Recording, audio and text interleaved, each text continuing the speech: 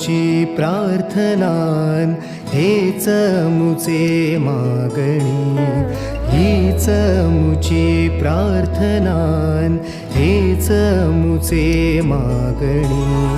माणसाने माणसाशी माणसासम वागणे,